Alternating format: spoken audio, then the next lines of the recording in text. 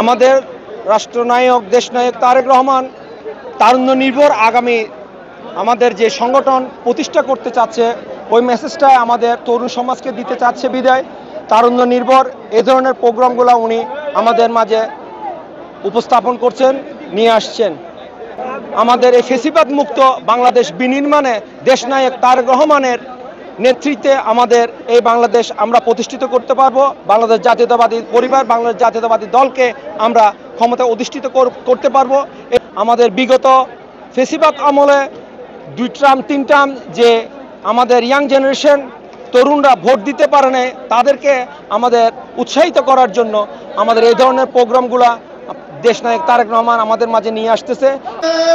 বাংলাদেশের চাকরির কোটায় বলেন, বাংলাদেশের বিভিন্ন কর্মসংস্থানে বলেন, যুবকরা তারুণরা অবহেলিত ছিল।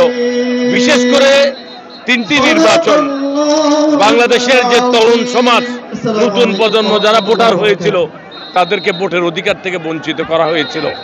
এই ভোটের অধিকার প্রতিষ্ঠার এই আন্দোলন আগামী দিনে চাকরি এবং এই কর্মসংস্থান সৃষ্টির যে দাবি আওয়াজ উঠেছে সেই দাবি প্রতিষ্ঠার আহ্বান জানিয়ে মূলত আমাদের আজকের এই সমাবেশ। এই সমাবেশের মধ্য দিয়ে বাংলাদেশের যুব সমাজকে আমরা রাজনীতিতে সম্পৃক্ত করতে চাই আগামী দিনের নতুন বাংলাদেশ গড়ার জন্য, সমৃদ্ধির বাংলাদেশ গড়ার জন্য। তারুণ্যর প্রজন্মরা যারা ওনারা উজ্জীবিত হয়েছে, আমরা 17 বছর আওয়ামী লীগের পেসিস আওয়ামী লীগের নির্যাতনের শিকার সবাই, শুধু মা বোন। টানা 7ম-বারের মতো বেস্ট টিস্যু পেপার ব্র্যান্ড হিসেবে স্বীকৃতি পেয়েছে বসুন্ধরা টিস্যু থেকে শুরু করে তারুণ্যেরা সবাই আজকে এই তারুণ্যের সমাবেশটা যারা তারুণ্যের ছোট ছোট স্বেচ্ছাসেবক দল, যুবদল, ছাত্রদল তারা উজ্জীবিত হয়েছে। আজকে বেসিক্যালি পুরা বাংলাদেশের আজকে ওয়েদার রিপোর্ট দেখবেন, আজকে হচ্ছে হটেস্ট ডে ইন বাংলাদেশ 10 মে। আর আজকে যে এত গরম আপনি লাস্ট ফিউ উইকস দিয়ে দেখছেন কিভাবে বাংলাদেশে এত গরম হচ্ছে।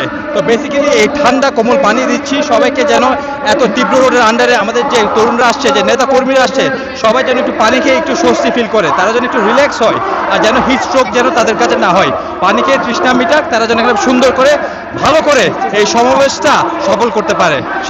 আমরা পেকুয়া থেকে আসলাম, কক্সবাজারের পেকুয়া থেকে। আমাদের কেন্দ্রীয় নেতা সালাউদ্দিন আহমেদ যিনি আস্থার অন্যতম সদস্য। আমরা দেশের গণতন্ত্র রক্ষায়, দেশের গণতন্ত্র রক্ষার জন্য আজকে তরুণ সমাবেশ আসলাম।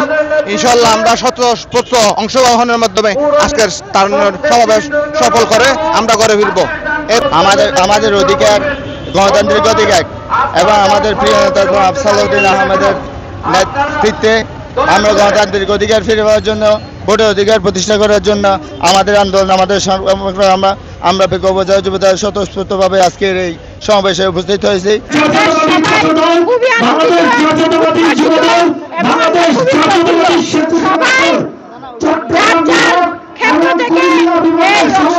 উপস্থিত হচ্ছে, সাথে সাথে আমাদের মহিলা দলও অনেকে আমরা নিজ উদ্যোগে উৎসাহিত হয়ে আমরা উপস্থিত হয়েছি এই প্রোগ্রামে।